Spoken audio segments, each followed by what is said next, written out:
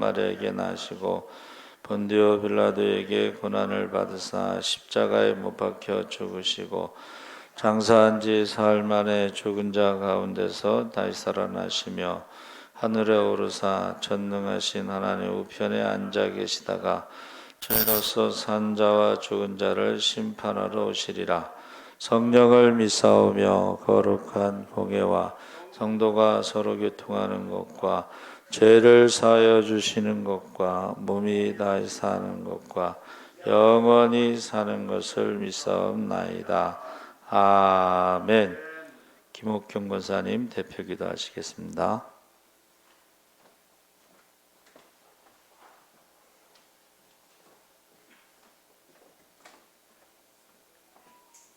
나는 길이요 진리요 생명이라고 말씀하신 하나님 아버지, 저희들은 하나님 진리의 길을 얼마나 따르며 살았는지 이 시간 회개하게 하시고, 또한 이 저녁에 예배에 동참하지 못한 저희 형제들 어디에 있든지 그들이 정말로 이전을 생각할 수 있게 하시고, 세상은 혼탁하지만 저희들의 삶이 빛이 되게 하시고, 저희들의 생활이 실천이 되게 하시고, 정말 저희들이 믿음의 조상이 되게 하여 주시옵소서. 아버지, 짝가정으로 나오는 가정이 많습니다. 아버지, 그들이 아들이 돌아오고 딸이 돌아오고 형제가 돌아올 수 있는 저희 믿음을 보여주시고, 또한 저희들이 행동으로 정말 믿음을 보여줬을 때 그들이 돌아올 수 있도록 저희들이 최선을 다해서 전도할 수 있는 저희들이 되어질 수 있도록 주님 은혜 베풀어 주시옵소서. 이 저녁에 다 나오지 못했습니다. 아버지, 어디에 있든지 그들의 정말 행한 행동이 정말 저희 크리스찬으로서의 삶을 정말로 잃어버리는 삶이 되지 않게 하시고, 또한 기도하고 묵상하고 하는 생활 처지와 형편을 아시오매 그 모든 것을 지켜주시옵시고, 아브라함이 그랬듯이 저희들이 정말로 믿음의 조상이 되어서 뿌리가 내려지게 하시고 찾아 손손 복을 받고 사는 저희들이 다 될 수 있게 하여 주시옵시고, 온전히 주님 안에서 하나 될 수 있는 저희들이 될 수 있도록 주님 도와주시옵소서. 아버지 하나님, 또한 모든 아파서 못 나온 우리 교우도 있습니다. 아버지, 그들을 특별히 사랑하여 주셔서 머리부터 발끝까지 안수하심에 그들이 하나 되어서 정말 주님 전에 나와서 나오지 못하는 그 마음이 심정이 어떠하겠습니까? 주님, 그들을 보살펴 주시고 그들이 어디에 있든지 하나님 일일이 개입하셔서 그들의 행동, 말 모든 것을 아버지께서 일일이 개입하여 주셨을 때에 그들의 삶이 날로 새로워질 수 있도록 아버지 도와주시옵소서. 저희들은 부족하여서 할 수 없습니다. 아버지, 그러나 아버지 할 수 있사오니 아버지께서 저희들을 책임져 주시고 온전히 주님의 생활로 올인할 수 있는 저희들이 되었을 때에 저희들이 하늘에서 노려주는 축복의 그릇을 정말 받을 수 만한 그릇이 되어질 수 있도록 아버지 저희들을 인도하여 주시옵소서. 또한 우리 담임 목사님 산위에 세우셨사오니 그 말씀을 통하여서 저희들이 온전히 주님 앞으로 나아가는 생활이 되어질 때 또한 한 주간을 살아가는 힘이 되고 영향이 되고 또 지혜가 되고 또한 용기가 될 수 있도록 아버지 그 입술을 주장하여 주시고, 온전히 저희들이 그 말씀을 정말 온전히 받아서 세상을 살아가는 데 부족함이 없는 말씀으로 저희들이 한 주를 살아갈 수 있도록 주님 은혜 베풀어 주실 때에 예수님의 이름으로 기도 올리옵나이다.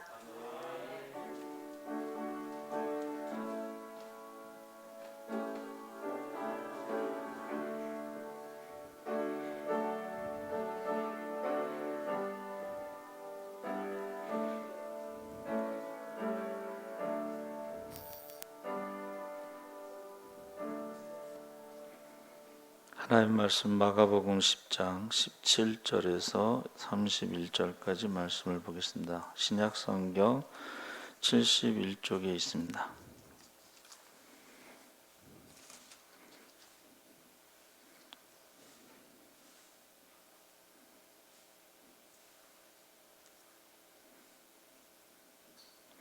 우리 17절에서 22절까지만 읽겠습니다. 다 같이 읽겠습니다.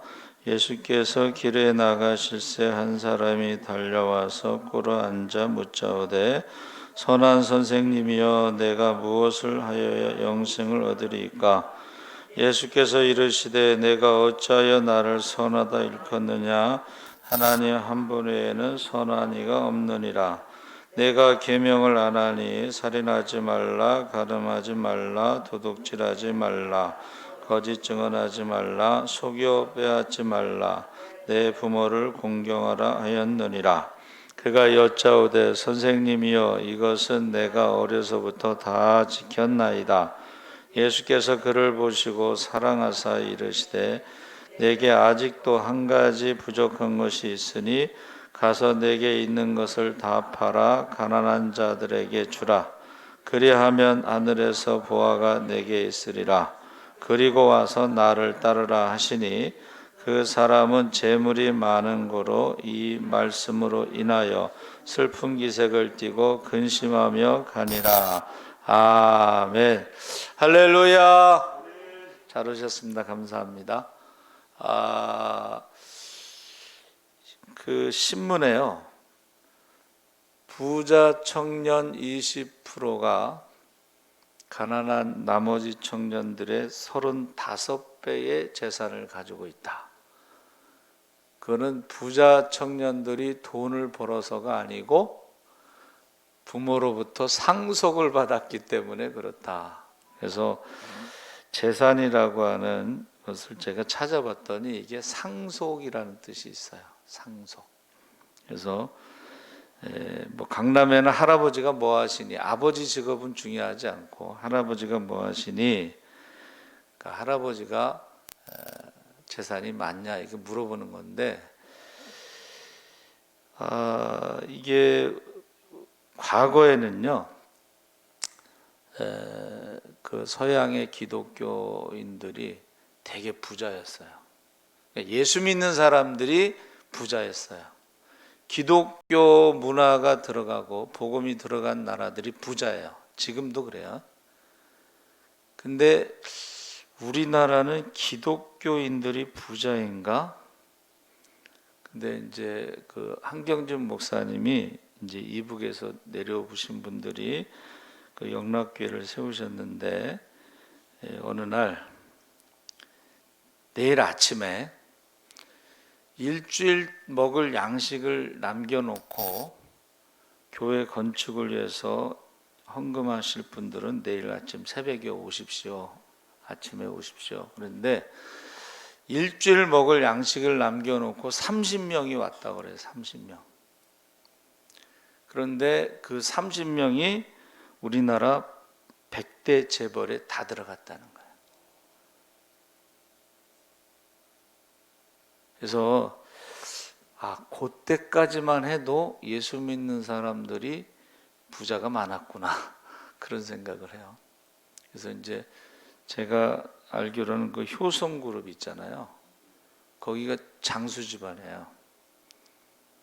다 90세, 100세 막 이렇게 사시는데, 첫 번째가 교회를 건축하고, 두 번째가 학교를 건축하고, 세 번째 자기 집을 건축한 집안입니다. 그래서 거기는 하나님의 축복 가운데 근심이 섞이지 않은, 장수를 하면서도 자녀들을 앞세우지 않은 그런 기업, 가정이에요.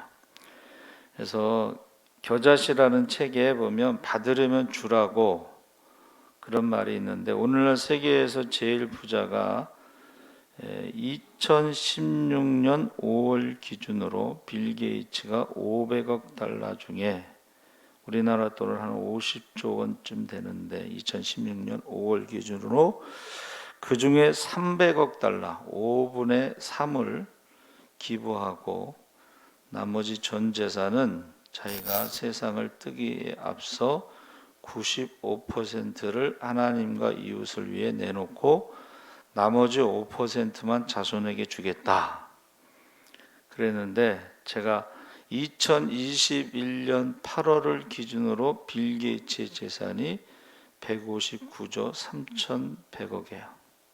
근데 그의 어머니가 아들이 11살 때에 예수님의 산상수훈을 모두 암송하게 하고, 아들은 빌 게이츠는 그 중에서 한 구절을 묵상하며 평생 실천했는데, 주라, 그리하면 너희에게 줄 것이니 곧 후이되어 누르고 흔들어 넘치도록 하여 너희에게 안겨주리라.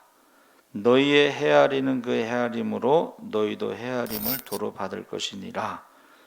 누가복음 6장 38절 말씀을 평생 암송하고 실천했다는 거예요. 그러니까 먼저 하나님께 돈을 우리가 모든 것을 초월해서 드릴 수 있을 때에 더 많은 것으로 채워주시는 것을 그가 그의 삶을 통해서 증명한 것이죠.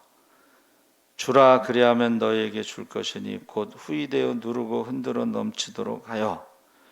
여러분 그 말 있잖아요. 쌀말 한 말. 그게요. 제가 어렸을 때 쌀 장사를 했었는데 보통 사람이 그거를 말을 대잖아요. 그러면 그 장사하는 사람들이 말을 댈 때 한가 말을 대면 한 말 차이가 납니다. 될 때에 이제 그 방망이 같은 걸로 이렇게 싹 깎잖아요. 근데 일반 사람들이 대는 것보다 한 말 차이가 나. 근데 하나님이 주실 때는 어떻게 주신다는 거예요? 누르고 흔들어서 차고 넘치게 깎지 않는다는 거죠. 그럼 많이 차이가 난다는 거예요. 그래서 본문의 내용이 뭐냐면 구원을 원하지만 돈의 시험에 걸려 근심 어린 빛으로 예수님 곁을 떠나는 한 사람의 내용의 말씀입니다. 그래서 마지막 때에는 이 돈이 우리가 맘몬이즘 물질의 신이 하나님 자리를 대신할 것이다. 그러니까 두 주인을 섬긴다는 것은 돈이 하나님과 동등한 위치에 서는 것을 의미하는 거죠. 그러면서 마르크스가요, 돈에 대해서 돈은 최고의 선이고 나는 못생긴 사람이지만 세상에서 가장 아름다운 여인을 돈으로 살 수 있다. 그러므로 나는 못생긴 사람이 아니다. 그런 말을 했다고 그래요.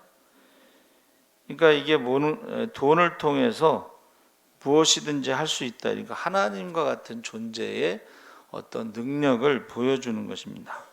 그런데 오늘날에 역시 돈이 물질 만능주의 시대가 돼서 하나님 자리를 대신하고 있다는 것입니다. 그래서 마태복음 6장 21절 22절에 내 보물이 있는 그곳에는 내 마음도 있느니라. 눈은 몸의 등불이니 그러므로 내 눈이 성하면 온몸이 밝을 것이요. 그래서 이 말씀은 결국은 그 보물이 가는 그곳에 우리 마음도 간다는 거예요. 이게 이런 것은 이제 부흥회 때 그 부흥사들이 많이 예화를 들어요. 시골 같은 데는 믿지 않아도 동네 부흥회 하면 품앗이로 이제 사람들이 이렇게 왔다 그래요. 평상시에 이제 뭐 교회에서 받아 먹은 것도 있고 그러니까. 근데 그 동네에서 제일 큰 부자가 이제 맨 뒤에 의자에 앉아 있었는데 그 십자가 탑에 이제 문제가 생겼는지 십자가 탑을 해놓을 사람 손들으라는데 이 부자가 얼떨결에 손들었어요. 이제 약속을 했으니까 이제 십자가 탑을 해놨는데 그 다음 주부터요 그 십자가 탑 보려고 계속 교회를 갔다 그래요. 자기가 해놓은 십자가 탑이 그걸 보려고. 그런 예화가 많습니다, 여러분. 우리 요 십자가 있잖아요, 이거 절기마다 색깔 바뀌잖아요. 저거 이제 김정희 목사님, 여자 목사님하고 양범희 집사님이 그때 당시에 30만 원 해서 맞춘 거예요. 그분들이 바친 거예요, 사실은. 그러니까 다른 사람들이 이 십자가 색깔 변하는 거 보는 거하고 그 해놓은 사람이 보는 거하고는 느낌이 다르다는 것입니다. 그래서 우리가 이 돈 때문에 우리의 눈이 순전하게 하나님을 볼 수도 있지만 돈 때문에 눈이 멀어서, 그러니까 우리 돈이 교회가 아닌 다른 곳으로 가면 우리의 눈도 다른 곳으로 갈 수가 있고 하나님 앞에 드려진 것이 있으면 우리의 눈이 그곳으로 향하게 된다, 이제 그런 말이죠. 그래서 지금 이 사람이요 길에서 나가실 때 달려와서 꿇어앉아 아주 굉장히 적극적인 사람이에요, 그렇죠? 적극적인 사람이고 그가 늘 가지고 있었던 질문에 대해서 무엇을 하여 영생을 얻으리까? 이게 이제 유대인들의 구원과는 뭐예요?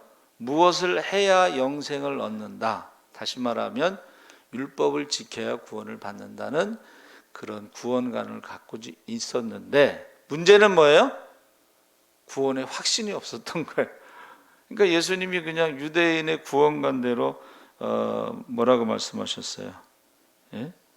내가 계명을 안 하니 살인하지 말라, 간음하지 말라, 도둑질하지 말라, 거짓 증언하지 말라, 속여 빼앗지 말라, 내 부모를 공경하라.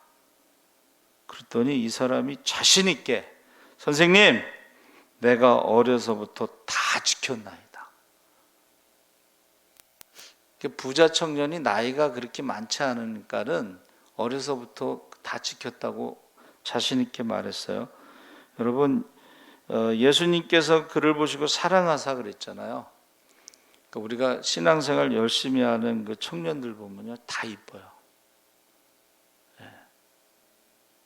머리부터 발끝까지 다 이뻐. 신앙생활 열심히 하는 청년들 보면. 그런데 한 가지 부족한 것이 있으니 가서 내게 있는 것을 다 팔아 가난한 자들에게 주라. 그리하면 하늘에서 보화가 내게 있으리라. 그리고 와서 나를 따르라. 근데 그 사람이 부자인지 아닌지는 어떻게 아셨을까? 제 생각에는 몰랐을 것 같아요. 그런데 주님을 따르는 첫 번째 조건이 이 물질을 넘어서야 돼요. 이 물질을 넘어서지 않으면 주님을 따라갈 수가 없어요. 그러니까 첫 번째 그것을 말씀하신 거예요. 자, 제자들을 부를 때 뭐라 그랬어요? 나를 따라오라. 사람 낚는 어부가 되게 하리라. 그럼 사람 낚는 어부가 되려면 물고기 잡는 그물과 배를 버려두고 따라가야 되잖아요. 거기에 즉시라는 단어를 사용해요. 즉시. 그러니까 예수님의 제자의 첫 번째 조건은 지금까지 가지고 있었던 거, 의지했던 걸 내려놓고 가는 거예요.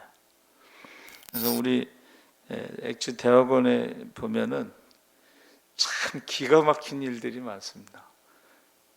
직장 생활하다 직장을 그만두고 신학 대학원을 왔으니까 수입은 없고 지출만 이제 있잖아요. 그 중에 이제 결혼한 사람들이 그 예수전도단인가 거기서 훈련받은 사람들은 참 우리가 봐도 좀 당황스러워. 대책이 안 서. 결혼을 했는데 냄비하고 젓가락 2개만 있어. 브루스타하고. 도대체 어떻게 살아가는지 몰라. 근데 그 매주 일주일 지나고서 이제 주말 지나고서 월요일 날 학교 오면 물어봐요. 이번 주는 어떻게 살았냐고. 그러면 하나님이 그 공급하심이 신묘막지가다 그런 말을 쓰는데, 이제 농장에서 사는 어떤 그 전사님은 그 농장에 사슴이 아기를 낳다가 난산이 됐는데 그 노인 할아버지 할머니가 전사님 기도 좀 해주세요. 그래서 그 난산 그 동물 난산하는데 가서 기도를 해가지고 순산이 돼가지고 그 집에서 일주일 동안 먹을 양식을 줘서 살았다고. 뭐 이렇게 살아가는 사람이 많아요. 그래서 우리가요 신앙생활할 때에 이 물질의 문제를 반드시 넘어야 돼요. 이 물질의 문제를 넘지 못하면 근심하며 돌아갈 수밖에 없는 그런 모습과 같습니다. 그래서 그 사람이 재물이 많은 고로 말씀으로 인하여 슬픈 기색을 띠고 근심하여 갔다고 지금 말하고 있습니다. 그러니까 영생의 마지막 고비는 재물에 걸린 것이다. 재물 때문에 주님을 따르지 못하고 우리의 신앙도 재물 때문에 걸림돌이 된다면 이게 마지막 고비인 줄 믿으시고, 재물도 주님께 맡길 수 있는 귀한 역사가 임하시기를 바랍니다. 아멘. 그러니까 이 물질이라는 게 얼마나 무서운 거냐면 하나님을 버리고 떠나는 것, 그렇게 강력한 거예요. 선악과가 얼마나 무서워요. 하나님과 같이 된다. 그 선악과 하나가 하나님과 같이 된다는 거예요. 지금도 유혹이 있죠.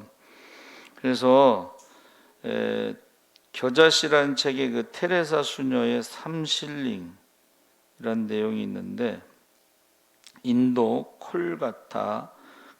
콜가타에 큰 보육원을 짓겠다고 발표했는데 많은 기자들이 물었어요. 보육원 건축 기금은 얼마나 준비되어 있습니까? 그랬더니 마더 테레사가 지금 준비된 돈은 3실링, 우리나라로 말하면 300원입니다. 큰 보육원을 짓겠다고 발표하는데 돈 얼마나 모였습니까? 그랬더니 300원입니다. 그러니까 기자들이 막 거기서 막 박장대소하고 웃었어요. 근데 테레사 수녀가 표정을 진지하게 하면서 이 3실링과 이 300원과 나눠서는 아무 일도 할 수 없습니다. 그러나 이 3실링이 하나님의 것이 될 때는 불가능한 일이 없습니다. 하나님께는 액수에 관계하지 않고 내 것이냐 하나님 것이냐에 따라 달려 있습니다. 결국 보육원은 완성되었고, 저는 이 내용을 보면서 이게 돈 문제든지 자식 문제든지 하나님의 것이 되면 모두 다 해결된다는 믿음을 갖게 되었습니다. 자, 오병이어의 기적에 보리떡 5개와 물고기 2마리잖아요. 그때 뭐라 그랬어요, 빌립이? 이게 무슨 소용이 있겠습니까? 모세가 기도할 때에 1달 동안 먹는다는 그 말에 이 사람들이 몇 명인데 이 많은 사람들이 1달 동안 먹으려면 소가 몇 마리가 필요한데 이랬잖아요. 그때 하나님께서 여호와의 손이 짧아졌느냐? 그렇게 대답하셨어요. 그래서 우리가 이 물질의 문제도 내 것이냐 하나님 것이냐, 하나님께 예수님께 오병이어를 드렸을 때는 다 먹고 12강주리가 남았죠. 남자만 5,000명이라고 그랬는데 훨씬 더 많은 사람들이 먹고 12강주리가 남았습니다. 그래서 우리 손에 있으면 작은 돈이지만 주님의 손에 맡겨지면 그것은 어떤 일이 일어날지 아무도 예측할 수가 없습니다. 그래서 그 슬픈 기색을 띠고 돌아갈 때에 주님의 제자들과 예수님이 나눈 대화가, 이제 부자가 천국에 들어가는 것보다 낙타가 바늘귀로 들어가는 것이 더 쉽다. 제자들이 놀라서 그럼 누가 구원을 얻을 수 있습니까? 사람은 할 수 없지만 하나님은 하실 수 있느니라. 할렐루야. 그러니까 우리가 구원받는 것은 우리 힘으로 하는 게 아니고 하나님의 은혜로, 하나님의 능력으로 받는 것이죠. 그래서 실제로 역경의 열매 국민일보에 국회의원을 한 허천 장로님에 대해서 연재가 됐는데, 그 장로님이 큰 빚을 지게 되고 재산을 팔고 빚을 청산한 뒤 남은 돈으로 무엇을 할 것인지 고민하다가 그의 아내는 기도하던 중에 하나님의 음성을 들었다며 그 장로님에게 말했어요. 미니 아빠, 장사하려고 남겨놓은 돈인데 어떻게 하지? 하나님이 그것을 바치라고 하시는데. 그러니까 이 장로님이 하나님께서 필요하시다면 뭐 더 이상 말이 필요 없지 하고 신문지에 돈을 둘둘 말아서 그것을 이제 속으로만, 하나님도 욕심도 많으시지 없는 것 뻔히 아시면서 다 바치라고 하시네 하고 속으로 중얼거리면서 한밤중에 목사님 댁을 찾아가서, 목사님, 성전 건축 헌금으로 드리는데 꼭 문명으로 해주세요. 목사님은 이제 내용은 모르고 축복 기도를 하고 새벽 기도에 이제 사람으로 어디를 가든지 새벽 기도를 했는데, 어느 날 아내가 하나님의 음성을 들었는데, 내가 내 집을 지었으므로 이젠 내가 내 집을 지어주마. 그 뒤 돈 한 푼 없이 음식점 석정갈비집을 건축하게 되었고 한미점까지 운영하게 되는 역사가 이루어졌다고 합니다. 우리가 이 이야기를 들으면 어떤 느낌이 드세요? 옛날에는 기도하다가 음성을 들으면 순종했어요. 그러면 놀라운 일이 생기는 거예요. 근데 요새는 기도도 안 하고 음성을 들어도 순종하지 않으니까 뭐 이러한 간증이 일어나기는 어렵다, 그런 생각이 듭니다. 그래서 베드로가 뭐라 그랬어요? 주여, 우리는 모든 것을 버리고 주님을 따랐습니다. 예수님께서 진실로 너희에게 이르노니 자식이나 전토를 벌인 자는 현세에 있어 집과 형제와 자매와 어머니와 자식과 전토를 100배나 받되 박해를 겸하여 받고 내세의 영생을 받지 못할 자가 없느니라. 그러니까 제자들의 첫 번째 단계가 뭐예요? 모든 것을 내려놓고 주님을 따랐다는 것입니다. 그래서 가버나움 그 회당에 가잖아요. 그러면 그 앞에 베드로 장모집이 있어요. 이제 제가 가만히 생각해 봤어요. 왜 장모집이 자꾸 나오느냐? 베드로가 집이 없어. 그러니까 처가살이처럼 장모집에 얹혀 사는 거지. 가버나움이 예수님의 전도 센터 중심이었거든요. 근데 거기 집이 없었고 장모집에서 살았다는 것입니다. 그래서 돈 때문에 우리가 이게 마지막 때는 마지막 관문이 돈 때문에, 디모데전서 6장 7절 10절에 우리가 세상에 아무것도 가지고 온 것이 없음에 또한 아무것도 가지고 가지 못하리니 우리가 먹을 것과 입을 것이 있은즉 족한 줄로 알 것이니라.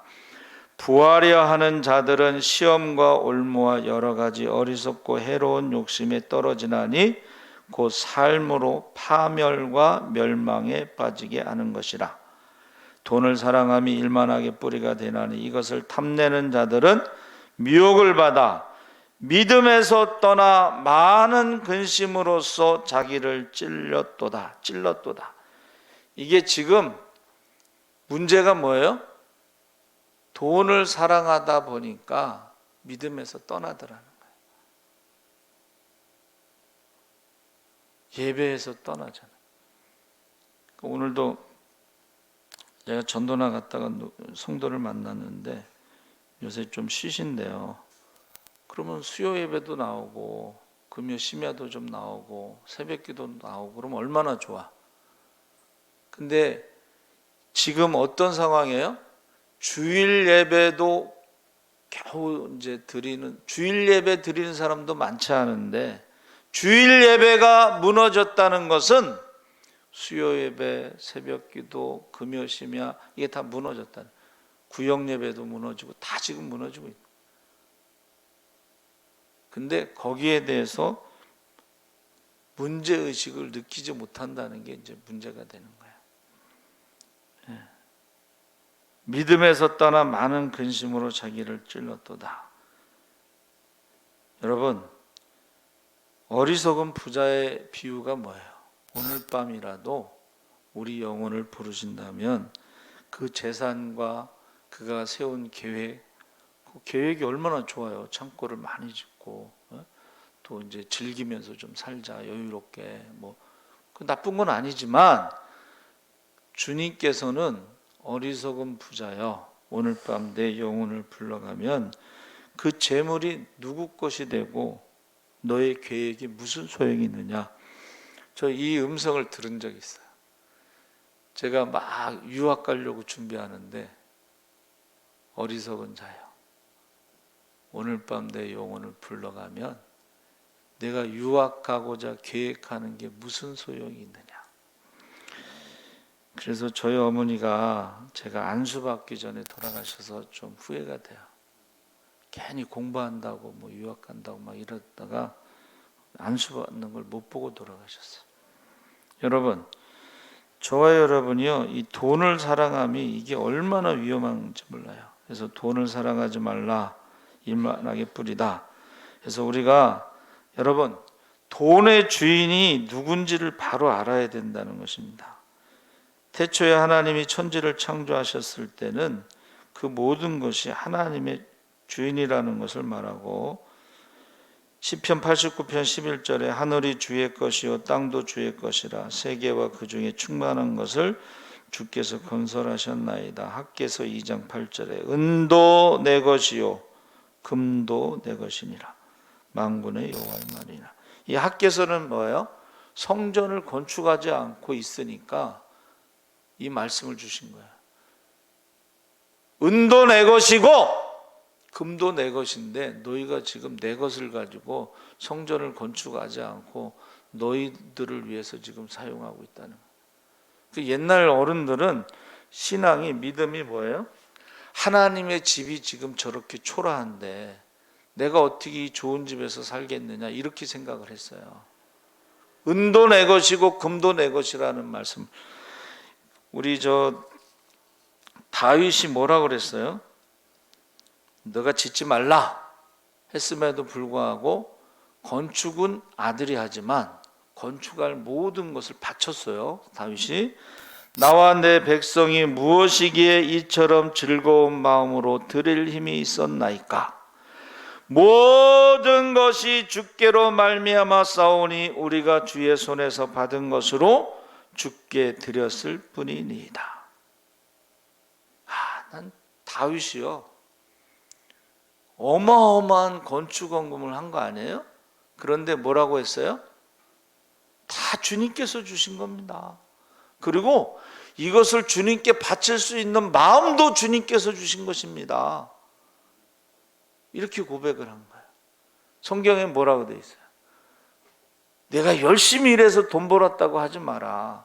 열심히 일할 수 있는 건강을 하나님이 주셨기 때문에 내가 열심히 일해서 돈을 번 것이지, 하나님이 건강을 주시지 않으면 내가 열심히 일할 수도 없고 돈을 벌 수도 없다. 그래서 우리가 두 주인을 섬길 수 없다는 말씀을 하신 거예요. 그래서 미국의 실험인 스탠리 탐은 전 세계 십자군 대원들에게 월급을 주고서 직접 전도를 하게끔 하는 사람인데, 그 회사는요 플라스틱 재생하는 회사예요. 근데 4사람이 경영하다가 망해버린 그 회사를 인수하고 5번째로 경영에 들어가는데, 그가 경영을 시작했지만 역시 파산했어요. 그런데 낙심한 가운데 엎드려 기도하는 중에 예수님의 음성을 듣습니다. 다시 해봐라. 이번에는 주님을 사장으로 모시고 해봐라. 그래서요 그 스탠리 탐 장로님 변호사를 찾아가서 정식으로 자신의 회사 주식 중 51%를 예수님 앞으로 변경했어요. 그러니까 예수님이 사장이에요. 그리고 나서 모든 일을 예수님께 기도하고 경영했는데 그 회사가 성공했어요.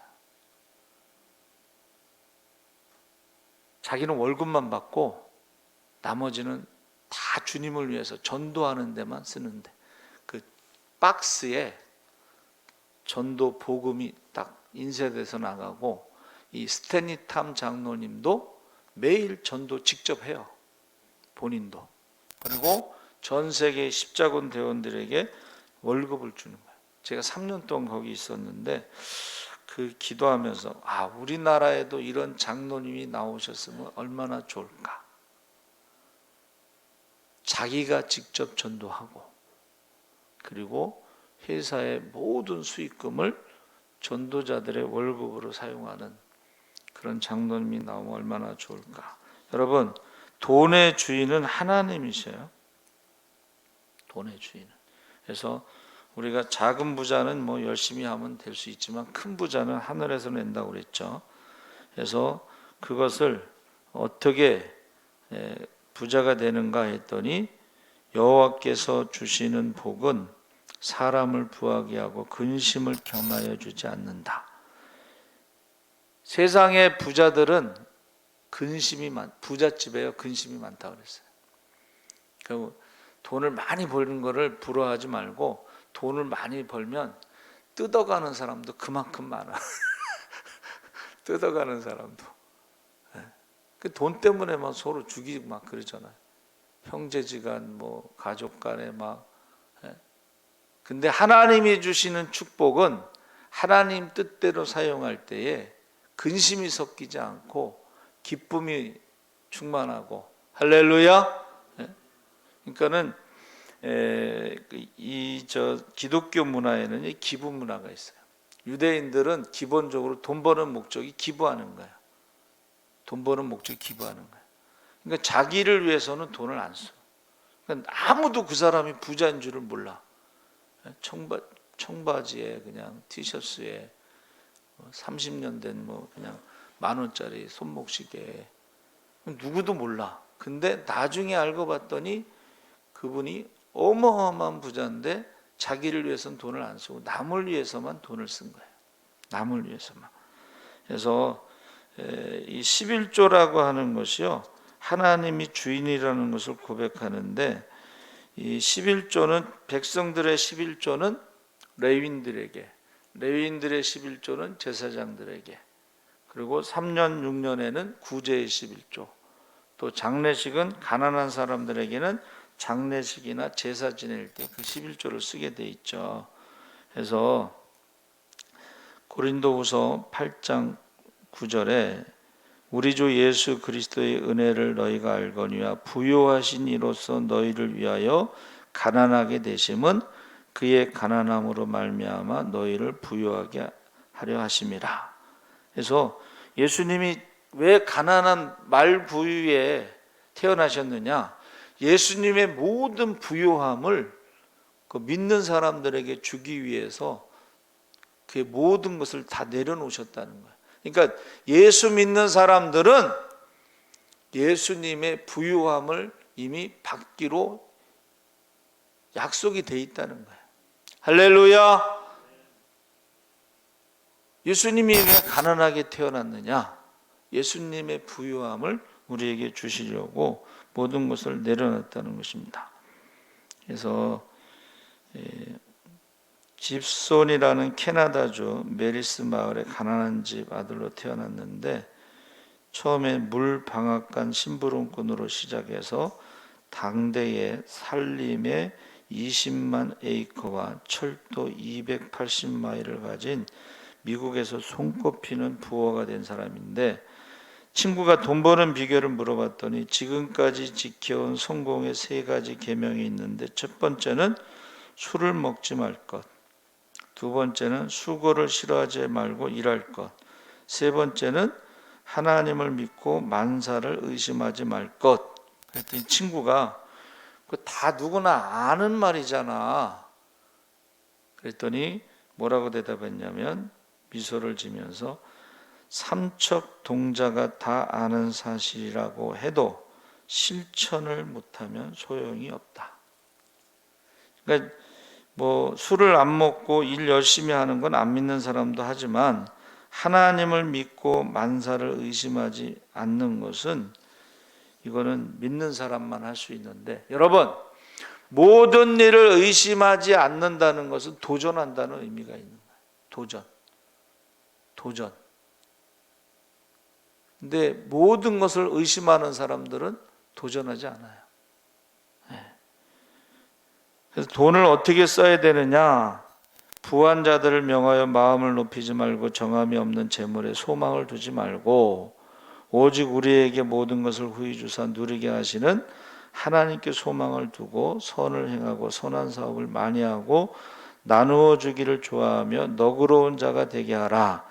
이것이 장래에 자기를 위하여 좋은 터를 쌓아 참된 생명을 취하는 것이니라.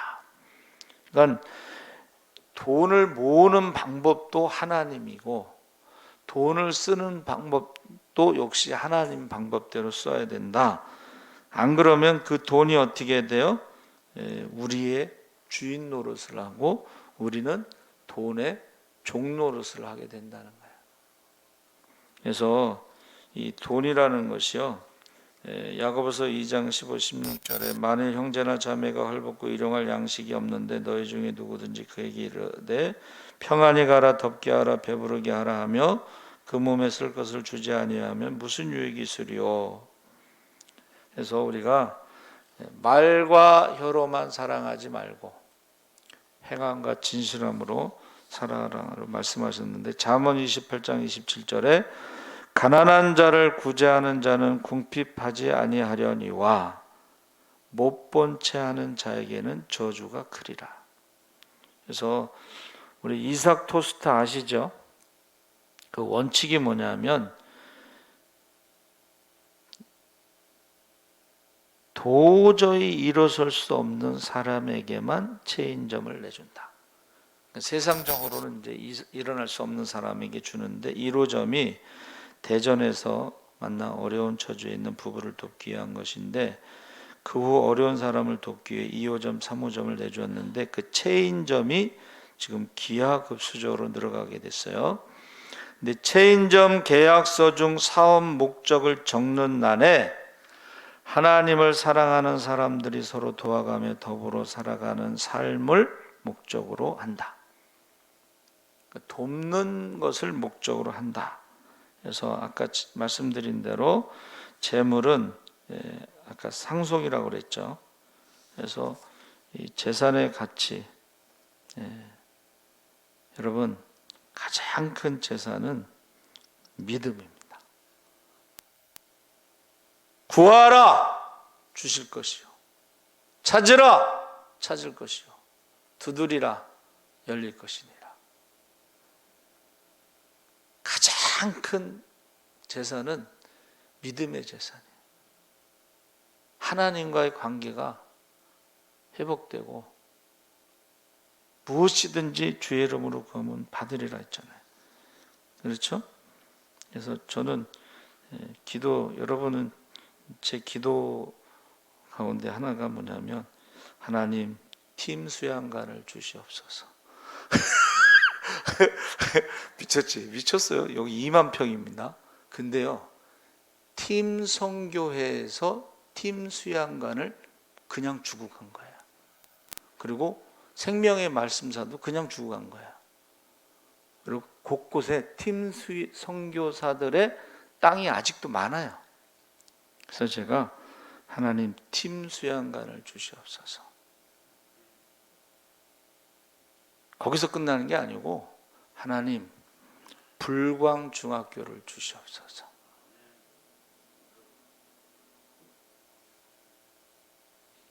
나라에서요, 이 학생 수가 줄어들고 막 이게 어렵게 되잖아요. 그럼 이거 팔 수도 있어요. 시골에 지금 초등학교 팔잖아요, 그렇죠? 그래서 얼마에? 100원에 팔 수도 있어요. 그 경영권을 넘겨주는 거지.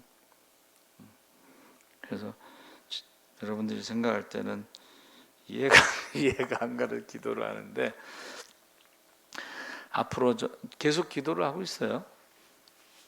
팀 수양관이 너무 좋습니다. 거기 선교사님 사택도 아직 있고, 식당도 있고, 방도 있고, 500명 들어갈 수 있는 큰 성전도 있고, 주차장도 있고, 너무 좋아요. 수영장도 있고. 그러니까 우리가 내가 가지고 무엇을 하는 게 아니고 하나님께 구하라는 거예요. 할렐루야. 네. 그래서 아주, 제가 늘 그렇게 말하잖아요. 남들이 좀 이상하다고 생각할 돌아서 여러분 기도원에 가서 기도할 때 돌은 사람들 많습니다. 어느 목사님이 눈 오는 날 겨울에 우통을 벗고 막 기도를 하더래요. 그래서 이제 어느 목사님이 유심히 본 거예요. 도대체 저 기도의 끝이 어떻게 되나. 그러니까 저기 교회를 건축하게 해달라고 기도를 하는데, 그 기도에 응답받아서 자기 돈 하나도 안 들이고 교회를 건축했다고 그래요. 뭐 그런 예화는 많습니다. 그런 예화는 많아요. 그래서 여러분, 기도는 어떻게 해요? 일단 하고 봐야 돼요. 자, 결론이 뭐냐면 오늘날에도 많은 부자 청년들이 있어서 근심하며 돌아가는, 믿음을 버리고 하나님을 버리고 예수님을 버리고 돌아가는 청년들이 많은데, 이 세상의 그 모든 부귀영화는 하나님 나라에 대해서 비교할 때는 그건 아무것도 아니에요. 그렇죠? 네. 그래서 우리나라에서 최고의 부자가요, 모든 재산을 팔아서 가난한 사람들에게 나눠주고 신학교 가서 목회한 사람이 있어요. 실제로 우리나라에 있습니다. 우리나라에서 그 당시 최고의 부자였는데 다 팔아서 가난한 사람들에게 나눠주고 목회를 했는데, 뭐 목회를 막 크게 뭐 성공한 것도 아니고 뭐 기록에 남아 있지 않지만 모든 재산을 팔고 그 신학교를 가고 목회를 했다는 것이 하나님 나라가 그만큼 그 상이 크다는 것을 말해주고 있습니다. 살아계신 하나님 아버지, 감사합니다. 우리 부자 청년이 재산이 많은 거로 근심하며 돌아가고 있습니다. 오늘날에도 많은 사람들이 재물 때문에 예수님을 떠나고 믿음을 떠나는 사람이 많이 있습니다. 우리가 모든 것의 주인이 하나님이시라는 것을 믿게 하여 주시옵소서. 감사하며 예수님의 이름으로 기도합나이다. 아멘. 가을 대신방 신청순으로 계속 신방하고 있습니다. 여러분 기도해 주시기 바랍니다. 오늘 최병분 어머니 신방 그 딸이 목욕 시켜주러 와서 신방을 했는데 거울